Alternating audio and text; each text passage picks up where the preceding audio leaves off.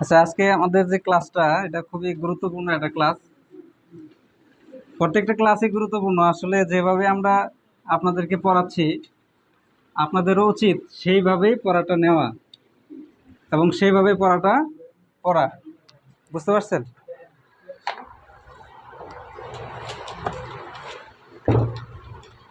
ওই বইয়ের ভিতরেও আছে, ফার্মাকোলজি বইয়ের ভিতরে আছে। আজকে হলো গ্যাস্ট্রো ইন্টেস্টিনাল ফার্মাকোলজি। হ্যাঁ, আপনাদের সাবজেক্টও প্রথম সেমিস্টারে টোটাল 5টা। তো 5টা সাবজেক্টে আমাদের 3টা সাবজেক্ট পড়া শেষ হয়ে গেছে। তো আপনি যখন একটা রুরাল লেভেলে প্র্যাকটিস করবেন বা গ্রামে যখন প্র্যাকটিস করবেন, তখন আপনার এই সাবজেক্টটা আপনার পাঠ্য বইয়ে নাই, কিন্তু এই জিনিসগুলো তো আপনার জানতে হবে। ঠিক আছে না? কিছু কিছু ক্ষেত্রে আছে যে ক্ষেত্রগুলো আসলে অ্যাভয়েড করে যাওয়ার কোনো সুযোগ নাই। তাহলে গ্যাস্ট্রো ইন্টেস্টাইনাল ফার্মাকোলজি, এটা আগে অ্যানাটমি ফিজিওলজি আমাদের জানতে হবে, তারপরে আমরা এটার বিস্তারিত করতে পারবো আর কি। গ্যাস্ট্রো ইন্টেস্টাইনাল মানে হলো পরিপাকতন্ত্র। ঠিক আছে? এই পরিপাকতন্ত্রটা এটা শুরু হয়েছে হলো আমাদের মাউথ থেকে। এটা মাউথ থেকে শুরু হয়েছে।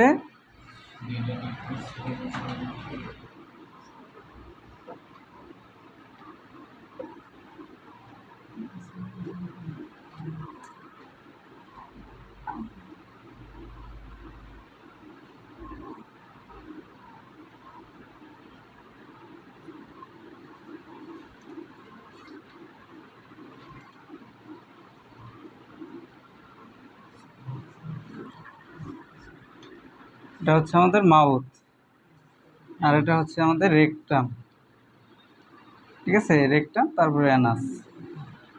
এটা হচ্ছে আমাদের পরিপাকতন্ত্রের একটা সিস্টেমের, মানে হলো এই চিত্র। মানে গ্যাস্ট্রোইন্টেস্টাইনাল সিস্টেমের শুরু হয়েছে মাউথ থেকে আর শেষ হয়েছে হলো অ্যানাস পর্যন্ত। এখানে যে অর্গানগুলো আছে, এই অর্গানগুলোকে বলা হয় গ্যাস্ট্রোইন্টেস্টাইনাল অর্গান।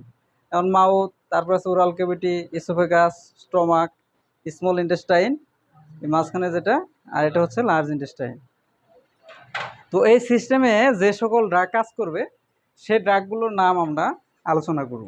ঠিক আছে? তো গ্যাস্ট্রোইন্টেস্টাইনাল সিস্টেমের যেমন মাউথে কিছু ওরা মানে হলো ড্রাগ আছে যেগুলো কাজ করে, খাদ্যনালীতে কাজ করে, স্টোমাকে কাজ করে, ইসোফেগাসে কাজ করে। ঠিক আছে? অর্থাৎ এই সমস্যা মানে এর ভিতরে যদি কোনো একটা সমস্যা হয়, সেই সমস্যার সমাধান করার জন্য যে ড্রাগগুলো আমরা ব্যবহার করব, এই সবই হচ্ছে গ্যাস্ট্রোইন্টেস্টাইনাল সিস্টেমের ড্রাগ। ঠিক আছে? তো এই সিস্টেমের ভিতরে সবচাইতে কমন যে সমস্যাটা, সেটা হলো আলসার। ঠিক আছে? এটার নাম কি? আলসার। আলসার বা ক্ষত। ঠিক আছে? এই আলসারটা আবার 2 ধরনের আছে। একটা হলো গ্যাস্ট্রিক আলসার,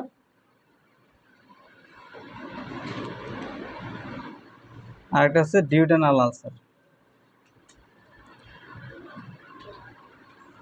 ডিউডেনাল আলসার।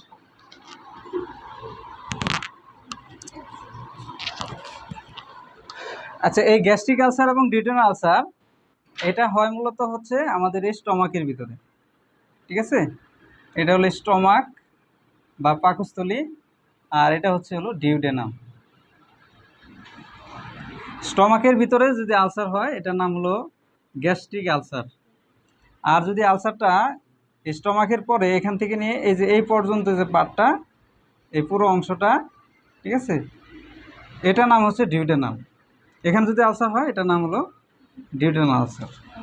যদি কোনো একটা মানুষের আলট্রাসোনোগ্রাম বা আপনার আলট্রাসোনোগ্রাম অথবা ইন্ডোস্কোপি, ঠিক আছে, ইন্ডোস্কোপি অথবা ইউএসজি আলট্রাসোনোগ্রাম করার পরে তার এখানে যদি আলসার পাওয়া যায়, যদি স্টমাকে আলসার পাওয়া যায়, এটার নাম হবে গ্যাস্ট্রিক আলসার। আর যদি ডিউডেনামে আলসার পাওয়া যায়, তাহলে এটার নাম হবে হলো ডিউডেনাল আলসার। 2 জায়গাতেই যদি আলসার থাকে কারো, এটা প্লাস এটা, তখন এটার নাম হয়ে যাবে হলো কি পেপটিক আলসার। ঠিক আছে, তাহলে গ্যাস্ট্রিক আলসার প্লাস ডিউটেনাল আলসার মিলে তৈরি হলো পেপটিক আলসার। যদি এক জায়গাতে কোনো আলসার থাকে তাহলে সেটা কিন্তু পেপটিক আলসার না, সেটা হবে তার নাম অনুসারে, যেমন স্টমাকে হলে হবে গ্যাস্ট্রিক আলসার, আর ডিউটেনামে যদি হয় তাহলে হবে হলো ডিউটেনাল আলসার। যদি ইন্ডোস্কোপির পর এরকম লেখা আসে যে তার কি হয়েছে পেপটিক আলসার, তাহলে বুঝতে হবে কি হয়েছে, তার দুই জায়গাতেই আলসার আছে। আর যদি লেখা থাকে যে তার ডিউটেনাল আলসার আছে, তাহলে তার ক্ষতটা কোথায়? এই ডিউটেনামের ভিতরে তার আলসারটা আছে।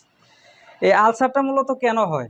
ঠিক আছে, এই আলসারটা হয় হচ্ছে আমাদের পাকস্থলীর ভিতরে, এই পাকস্থলীর ভিতরে আমাদের যে স্ট্রাকচারাল অ্যান্ড ফাংশনাল যে সেল আছে, এই সেলগুলো হলো 4 ধরনের। ঠিক আছে, একটা হচ্ছে এই স্টমাকের যে সেল আছে, এই সেলগুলো হলো স্ট্রাকচারাল, যেমন জি সেল, এখান থেকে তৈরি হলো গ্যাস্ট্রিন এনজাইম। ঠিক আছে, তারপরে আসলে পিপি সেল, এখান থেকে তৈরি হলো পেপসিন, এটা একটা এনজাইম। আরেকটা আসলে আপনার প্যারাইটাল সেল, এখান থেকে তৈরি হচ্ছে আপনার হাইড্রোক্লোরিক অ্যাসিড। ঠিক আছে,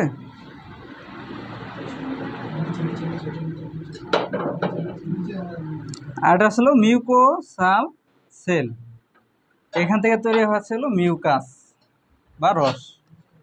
ঠিক আছে, এখন স্টমাকের যে স্ট্রাকচারাল অ্যান্ড ফাংশনাল সেল, ঠিক আছে, অর্থাৎ স্টমাক যে সেল দ্বারা গঠিত, এই সেলগুলো হলো টোটাল 5 ধরনের। একটা হলো জি সেল, পিপি সেল, আর হলো প্যারাইটাল সেল, আর হলো মিউকোসাল সেল। এই জিনিসগুলো, এগুলো হচ্ছে এনজাইম, এগুলো আমাদের বডির যে খাদ্যগুলো আছে খাদ্য কণিকাগুলোর সাথে মিশে তারা খাদ্যকে বিভিন্ন মানে হলো বিভিন্ন সিস্টেমে এটাকে কনভার্ট করে। আর খাদ্যগুলোকে আপনার ডাইজেশন বলেন, অ্যাবজর্পশন বলেন, এই কাজগুলো করে থাকে হচ্ছে আপনার হাইড্রোক্লোরিক অ্যাসিড এবং মিউকাস। ঠিক আছে, যখন আমাদের মুখ দিয়ে কোনো খাদ্য এই স্টমাকের ভিতরে আসে, তখন এখানে হাইড্রোক্লোরিক অ্যাসিড সিক্রেশনটা বেশি হয়। ঠিক আছে, আবার এই মিউকাস সিক্রেশনটাও তখন বেশি হয়। ঠিক আছে, কোনো কারণে যদি হাইড্রোক্লোরিক সিক্রেশন বেশি হয় আর যদি মিউকাস সিক্রেশন কম হয়, তখনই দেখা যায় হলো এই আলসার। এটা বুঝতে পারছেন? হ্যাঁ, তাহলে স্টমাকের ভিতরে থাকে হলো হাইড্রোক্লোরিক অ্যাসিড, যেটা প্যারাইটাল সেল থেকে তৈরি হয়, আর মিউকোসাল সেল থেকে তৈরি হলো মিউকাস। ঠিক আছে, হাইড্রোক্লোরিক অ্যাসিড সিক্রেশন বাড়লে মিউকাস সিক্রেশনও বাড়বে। হাইড্রোক্লোরিক অ্যাসিড যদি সিক্রেশন কমে তাহলে কি হবে? মিউকাস সিক্রেশনও কমবে। কোনো কারণে যদি হাইড্রোক্লোরিক অ্যাসিড সিক্রেশন বাড়ে, মিউকাস সিক্রেশন যদি কমে, তখনই আমাদের কি দেখা দিবে? আলসার। ঠিক আছে, তো এই সমস্যাটাই আমাদের সবচেয়ে বেশি হয়, সেটা হলো এই দুইটা সমানুপাতিক। ঠিক আছে, অর্থাৎ হাইড্রোক্লোরিক অ্যাসিড বাড়বে, মিউকাসও বাড়বে, হাইড্রোক্লোরিক অ্যাসিড কমবে, মিউকাসের পরিমাণটাও কমবে। কিন্তু যাদের অ্যাংজাইটি এবং যারা খাবার অনিয়মিত খায়, ঠিক আছে, আবার বিশেষ করে যারা ধূমপান করে, যাদের ক্রনিক কোনো ডিজিজ আছে, তাদের ক্ষেত্রে এই এটা তারতম্য ঘটে, অর্থাৎ দেখা যায় যে হাইড্রোক্লোরিক অ্যাসিড সিক্রেশন বাড়ে কিন্তু মিউকাস সিক্রেশনটা কমে যায়। ঠিক আছে, আর মিউকাস সিক্রেশনটা মানে ওই লেভেলে বাড়তে পারে না।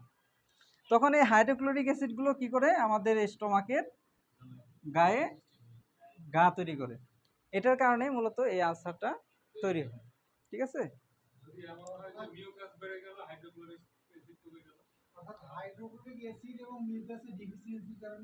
হ্যাঁ হ্যাঁ হ্যাঁ, মানে মিউকাস সিক্রেশন বাড়বে, হাইড্রোক্লোরিক অ্যাসিড কমবে, এরকম কখনো হয় না। ঠিক আছে, হ্যাঁ, হাইড্রোক্লোরিক অ্যাসিডটা, মিউকাসটা তৈরি হয় হাইড্রোক্লোরিক অ্যাসিডের নির্ণয় অনুযায়ী, মানে হলো কতটুকুন আছে, কোন অ্যামাউন্টে আছে, সেই অ্যামাউন্টের উপরে।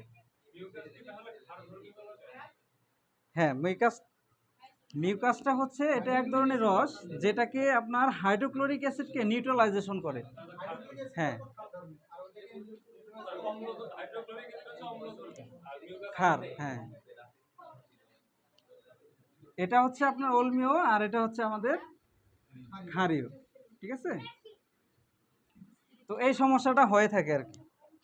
তো এখন আমাদের এই যে প্রবলেমটা আছে এই প্রবলেমটাকে সমাধান করার জন্য আমরা যে সকল ড্রাগ ব্যবহার করি এগুলোকে বলা হয় অ্যান্টি আলসারেন্ট ড্রাগ। জি, মানে অ্যান্টি মানে হলো বিরুদ্ধে, আলসারেন্ট মানে হলো ক্ষত, ড্রাগ মানে হলো ওষুধ। অর্থাৎ এই আলসারের বিরুদ্ধে যে সকল ওষুধ ব্যবহার করা হয় সেগুলো হচ্ছে অ্যান্টি আলসারেন্ট ড্রাগ, ঠিক আছে।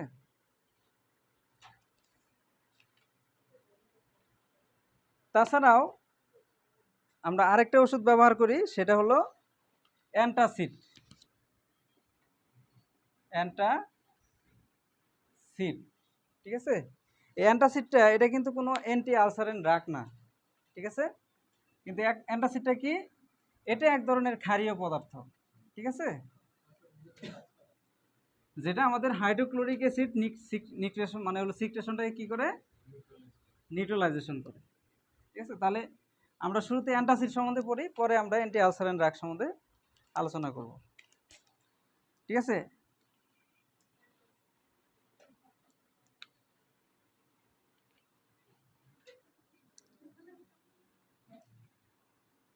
এই অ্যান্টাসিডটা হচ্ছে এক ধরনের ক্ষারীয় পদার্থ। Antacid are a weak base neutralisation of gastric acid, অর্থাৎ অ্যান্টাসিড হচ্ছে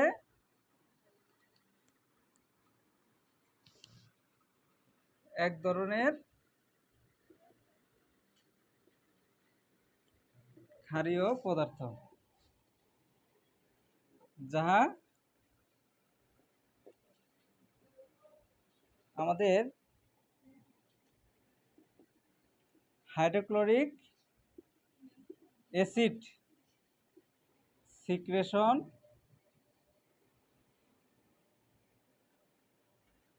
কমায় এবং পেপটিক আলসার এর ব্যথা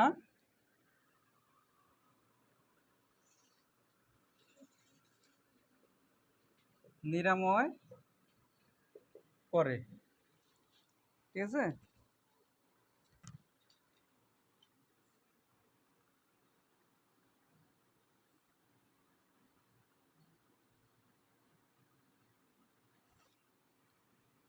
আর অ্যান্টাসিড হলো দুই প্রকারের,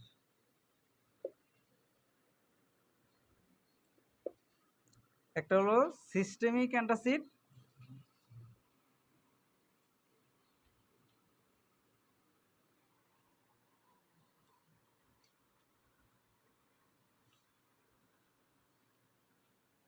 আর একটা হচ্ছে নন সিস্টেমিক সিস্টেমিক অ্যান্টাসিড।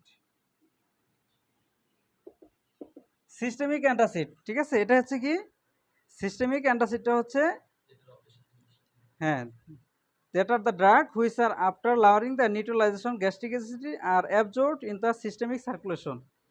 অর্থাৎ সিস্টেমিক সার্কুলেশনে যদি কখনো হাইড্রোক্লোরিক অ্যাসিড থাকে, ঠিক আছে, বা সার্কুলেটেড হয়, সেই সার্কুলেটেড কৃত অ্যাসিডটাকে সে কী করবে, নিউট্রালাইজেশন করবে,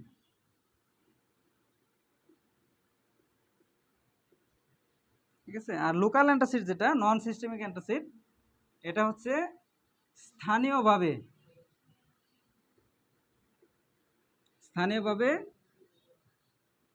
stomach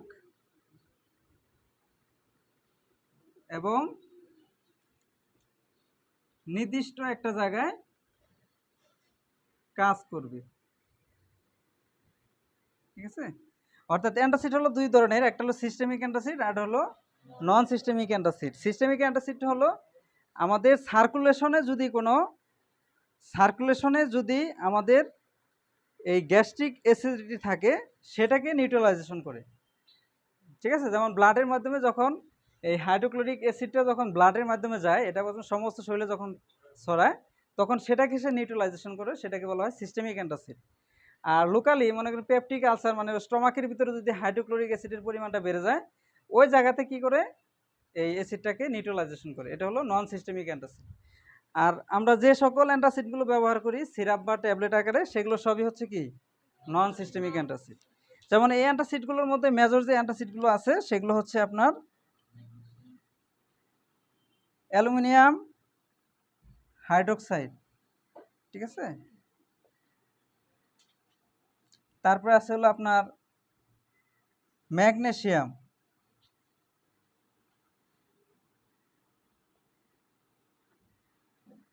magnesium hydroxide, magnesium carbonate, ঠিক আছে, তারপরে আছে হলো ক্যালসিয়াম কম্পাউন্ড, ক্যালসিয়াম কার্বনেট, ঠিক আছে। এগুলো যদি আপনি এরকম সংকেত দিয়ে না লিখতে পারেন, আপনি লিখে নেন যে aluminium hydroxide, aluminium hydroxide, magnesium hydroxide,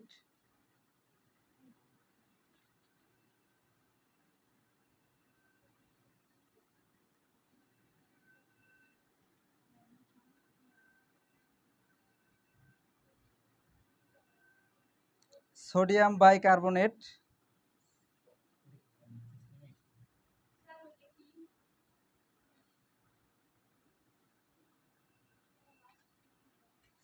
কোনটা এটা aluminium aluminium hydroxide, magnesium oxide, magnesium carbonate, calcium carbonate, ঠিক আছে।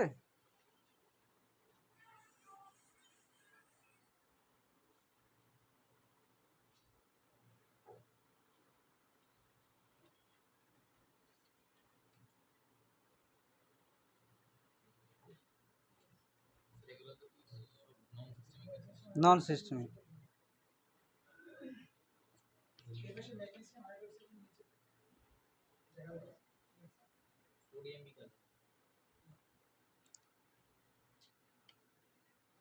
সিস্টেমিক অ্যান্টাসিডগুলো আছে হলো দুইটা, একটা হলো সোডিয়াম বাইকার্বনেট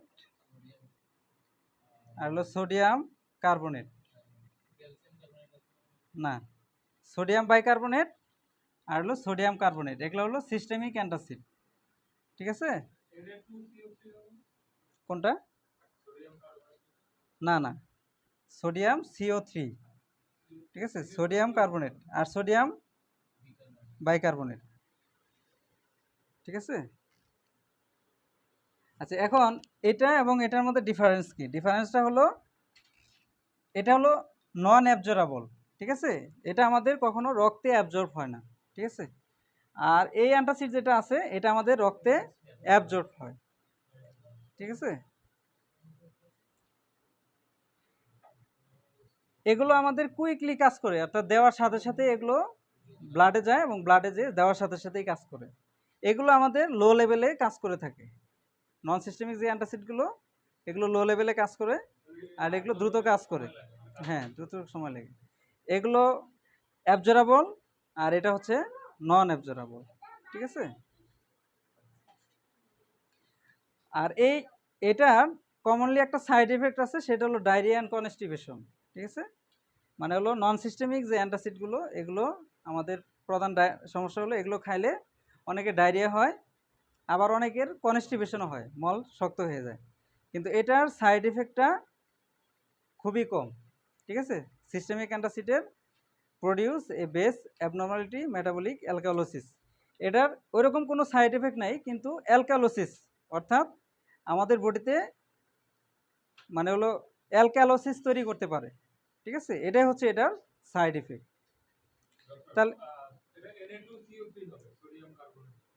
কোনটা এটা?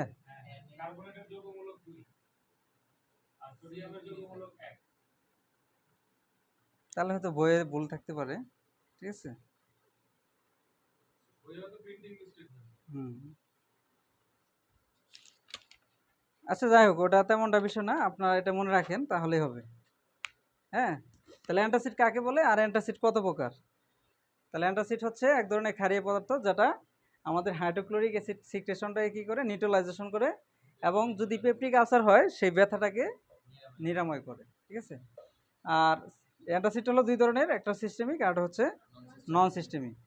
আমরা যে সকল অ্যান্টাসিডটা বেশি ব্যবহার করি সেটা হচ্ছে কি নন সিস্টেমিক অ্যান্টাসিড। আর এটার বৈশিষ্ট্য হলো এটা শরীরে রক্তের সাথে অ্যাবজর্ব হয় না, এখানে যেখানে আপনার হাইড্রোক্লোরিক অ্যাসিড আছে ওখানেই সেটা কাজ করে, লোকালি কাজ করে স্টমাকের ভিতরে, এবং এটার একটু সাইড এফেক্ট হতে পারে, সেটা হলো আপনার ডায়রিয়া এবং কনস্টিপেশন, ঠিক আছে। আচ্ছা, এখন আমরা এই অ্যান্টাসিডের ব্যবহার নিয়ে আলোচনা করব। অ্যান্টাসিডটা আমরা কেন ব্যবহার করি?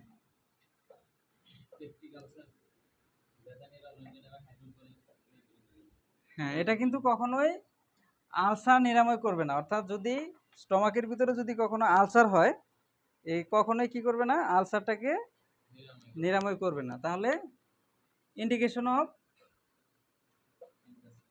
Antacid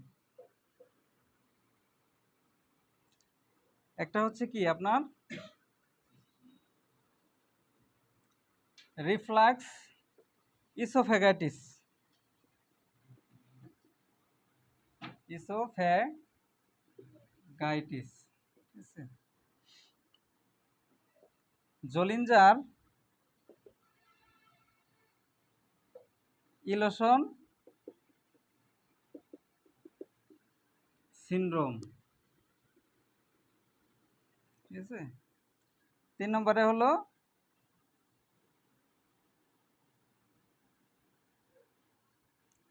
prophylaxis stress ulcer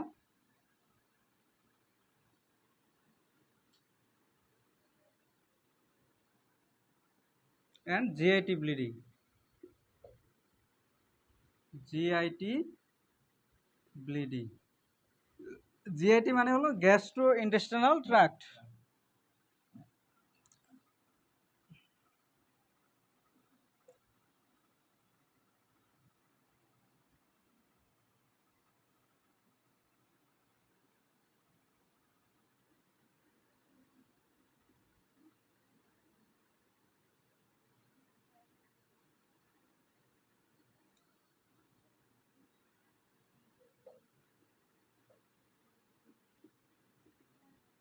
pain, ঠিক আছে।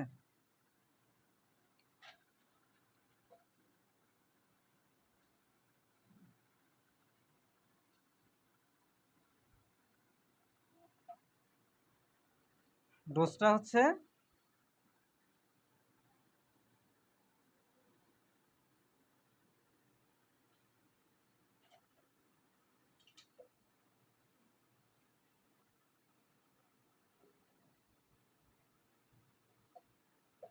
অ্যান্টাসিড ট্যাবলেট, হ্যাঁ,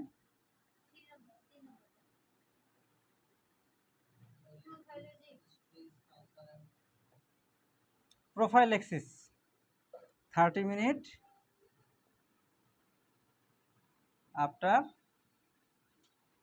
মিল, ঠিক আছে। কোনটা?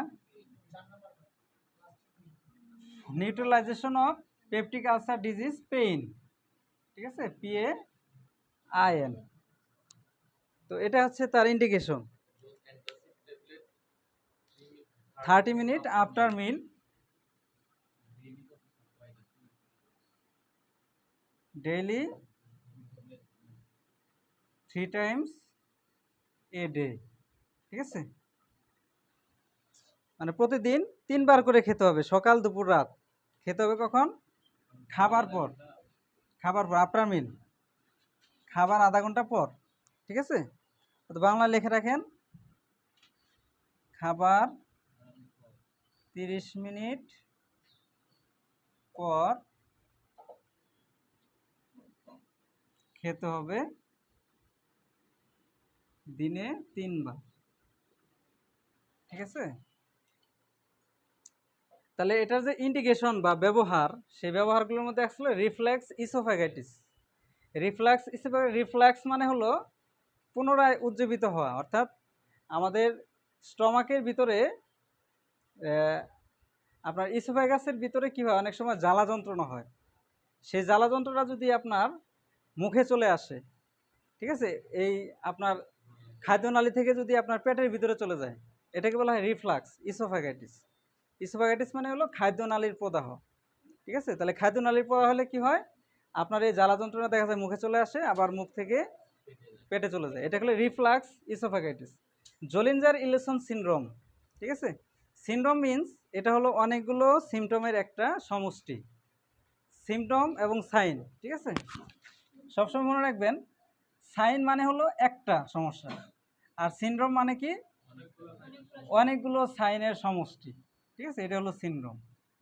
তো এটা হলে যেটা হবে, জলিঞ্জার ইলেশন সিনড্রোম হলে যেটা হবে সেটা হলো আপনার আপার অ্যাবডোমিনাল পেইন হবে, হার্টবার্ন হবে, বুক জ্বালাপোড়া হবে, খাদ্যনালীতে জ্বালাপোড়া হবে, যে খাওয়ার পরে যে খাদ্যগুলো আমরা খাই সেটা আমার মুখ দিয়ে বের হয়ে চলে আসবে। ঠিক আছে, এই সমস্যাগুলো, এই পুরো সমষ্টিটাকে বলা হচ্ছে হলো জলিঞ্জার ইলেশন সিনড্রোম। একটা হলো বুক জ্বালাপোড়া করা, পেটের আপার অ্যাবডোমিনাল পেইন হওয়া, মানে হলো যে ডেকুরটা ওঠে, ঠিক আছে, চুকা ডেকুর যেটাকে বলি, এরকম সমস্যা হওয়া, এটাকে বলা হয় জলিঞ্জার elation syndrome. Prophylaxis stress ulcer and GIT bleeding. ঠিক আছে, প্রোফাইলেক্সিস মানে হলো, প্রোফাইলেক্সিস মিনস মানে একটা সমস্যা আছে, এটা যেন পরবর্তীতে আর না হয়। ঠিক আছে, সেটাকে প্রোটেকশন করা, এটা হলো প্রোফাইলেক্সিস। ঠিক আছে, বিভিন্ন রোগের প্রোফাইলেক্সিস ট্রিটমেন্ট আছে, তার মানে হলো ভবিষ্যতে এই রোগটা যেন তার না হয়। যেমন আপনার রিউমেটিক ফিভার, ঠিক আছে, রিউমেটয়েড আর্থ্রাইটিস, এগুলোর প্রোফাইলেক্সিস ট্রিটমেন্ট আছে। আপনার 1 থেকে 1.5 মাস ট্রিটমেন্ট চলার পরে তখন আমরা 5 বছরের জন্য একটা ট্রিটমেন্ট দিয়ে দিই, এই ওষুধটা খাবে, কেন, কেন ভবিষ্যতে তার এটা না হয়। ঠিক আমাদের স্ট্রেস আলসার যাদের আছে, অর্থাৎ মানসিক চাপের কারণে অনেকের আলসার হয়। ঠিক আছে, এই মানসিক চাপের কারণে, মানসিক চাপ তো আমরা ইচ্ছা করলেই দূর করতে পারি না, পারি, তো তাদের যেন আলসার না হয় সেক্ষেত্রে আমরা এটা প্রোফাইলেক্সিস হিসেবে এটা ব্যবহার করি। গ্যাস্ট্রোইন্টেস্টিনাল ট্র্যাক্ট যেন ব্লিডিং না হয়, অনেকে দেখা যায় যে খাবার পরে আপনার বুক জ্বালাপোড়া করে, বমির সাথে বমি মানে হলো রক্ত আসে, এটাকে জিআইটি ব্লিডিং বলা হয়। ঠিক আছে, গ্যাস্ট্রোইন্টেস্টিনাল ট্র্যাক্ট ব্লিডিং। তো ওই ব্লিডিংগুলো যেন না হয়, স্ট্রেস থেকে যেন আলসার না হয়, এটার প্রোফাইলেক্সিস হিসেবে আমরা এই অ্যান্টাসিডটা ব্যবহার করি। Neutralisation of peptic ulcer disease pain, অর্থাৎ পেপটিক আলসার ডিজিজ যদি কারো হয়ে যায়, ঠিক আছে, ওইটার কারণে যে ব্যথাটা হবে সেই ব্যথাটাকে এই অ্যান্টাসিডটা নিউট্রালাইজেশন করবে। ঠিক আছে, নিরাময় করবে। অনেকেই আপনার পেপটিক আলসারের জন্য এই ওষুধটা ব্যবহার করে, ঠিক আছে, কিন্তু আলসার নিরাময়ের জন্য এই ওষুধটা কোনোদিনও ব্যবহার করা যাবে না। ঠিক আছে, এটা কখনোই আলসার নিরাময় করবে না, আলসার হিলিং করবে না। ঠিক আছে, এটা হবে না, জাস্ট এটা হলো সিমটোমেটিক ট্রিটমেন্ট। বুক জ্বালাপোড়া করা, খাদ্যনালীর মানে হলো হ্যাঁ জ্বালাপোড়া করা, চুকা ডেকুরোটা, আপার অ্যাবডোমিনাল পেইন হলে তখন আমরা এই অ্যান্টাসিডটা ব্যবহার করব। অনেকে দেখা গেলো যে খাওয়ার পরে পেটটা অনেক ফুলে যায়, মানে হলো খাদ্য ঠিকভাবে ডাইজেশন হয় না, হজম হয় না, তখন আমরা এই অ্যান্টাসিডটা ব্যবহার করতে হবে। ঠিক আছে, তাহলে এটা বুঝতে পারছেন? আচ্ছা, আপনি 7 দিন এই অ্যান্টাসিডটা খান, সকাল একবার, সকাল দুপুর রাত, এই 3 বেলা এই ওষুধটা খান। হ্যাঁ, এটা সিরাপ খাওয়া যাবে।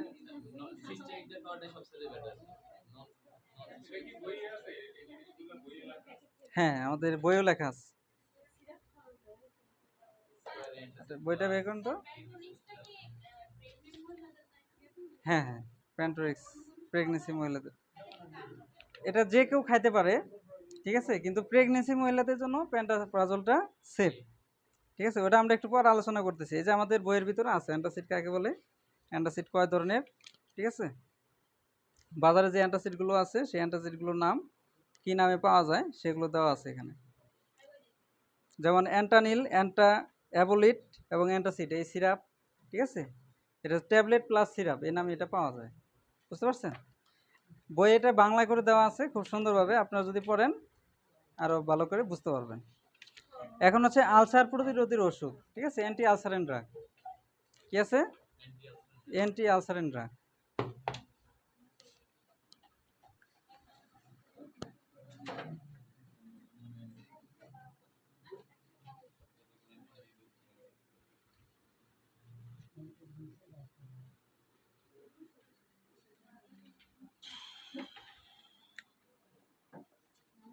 Anti ulcerant drug.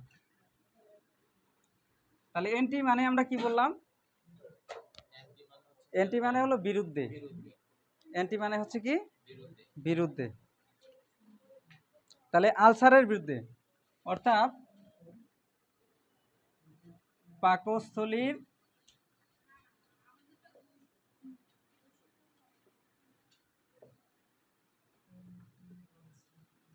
নিরাময় করার জন্য যে সকল ড্রাগ ব্যবহার করা হয় তাকে অ্যান্টি আলসারেন ড্রাগ বলে। ঠিক আছে? ঠিক আছে না? বইয়ের মধ্যে বাই করছেন এটা না? এই যে অ্যান্টি আলসারেন, এই যে অ্যান্টি আলসারেন হলো এমন একটি ওষুধ যা গ্যাস্ট্রিক অ্যাসিড ক্ষরণ হ্রাস করে এবং গ্যাস্ট্রিক আলসার প্রতিরোধ করে। ঠিক আছে? তাহলে পাকস্থলী ক্ষত নিরাময় করার জন্য যে সকল ড্রাগ ব্যবহার করা হয় এটাই হচ্ছে অ্যান্টি আলসারেন ড্রাগ। এটা দুই ধরনের আছে। একটা হলো H2 receptor blocker, histamine receptor blocker, যেমন আছে হলো রেনিটিডিন। এটা এখন বন্ধ হয়ে গেছে কারণ এটাতে ক্যান্সার হওয়ার ঝুঁকি বেশি। ঠিক আছে? রেনিটিডিন। তারপর আছে কি? হেমোটিডিন।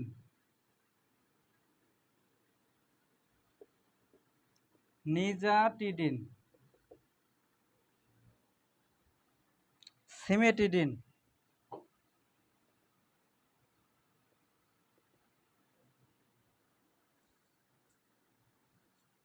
তারপর আছে হলো জলেনটিডিন। ঠিক আছে? বর্তমানে আমরা এই ফেমোটিডিনটা বেশি ব্যবহার করি। হ্যাঁ, এটা এটা ব্যবহারে ক্যান্সারের ঝুঁকি অনেক বেশি। এটা পরে রিসার্চ করে বের করছে। এটা তো কিছুদিন আগে এটা অনেক ব্যবহার হতো। হ্যাঁ, আর হলো প্রোটন পাম্প ইনহিবিটর।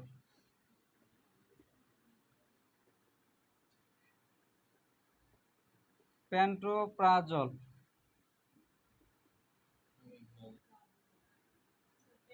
আচ্ছা, প্রথমে হলো অমিপ্রাজল। অমিপ্রাজল,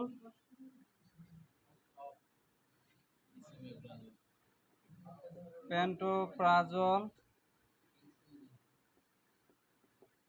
ইসোমিপ্রাজল, রেবিপ্রাজল,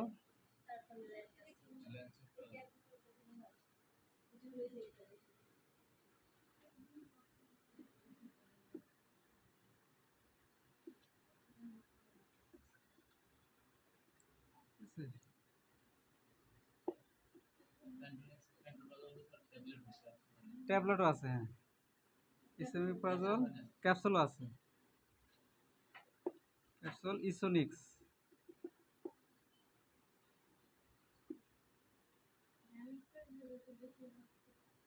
হ্যাঁ,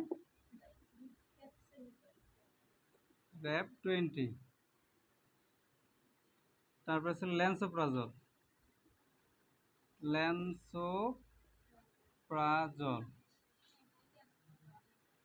ঠিক আছে? ল্যান্সো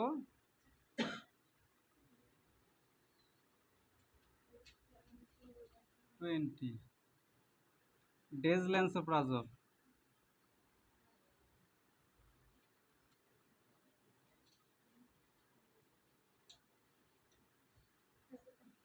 ডেক্সিল্যান্ড 30। ঠিক আছে, তাহলে অ্যান্টিআলসারেন্ট ড্রাগ হলো দুই প্রকারের, একটা হলো H2 রিসেপ্টর ব্লকার আর একটা হলো প্রোটন পাম্প ইনহিবিটর। হুম,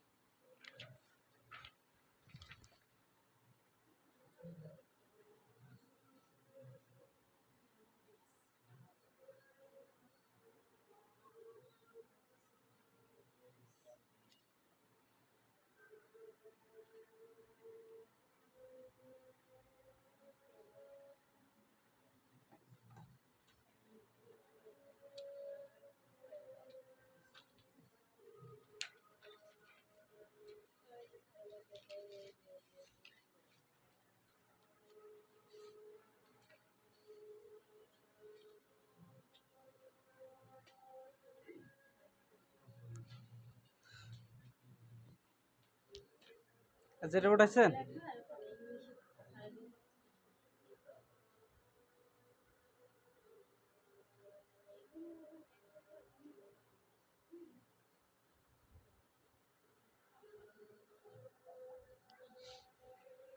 আচ্ছা, এগুলোর নাম মুখস্থ রাখতে হবে। হ্যাঁ, তাহলে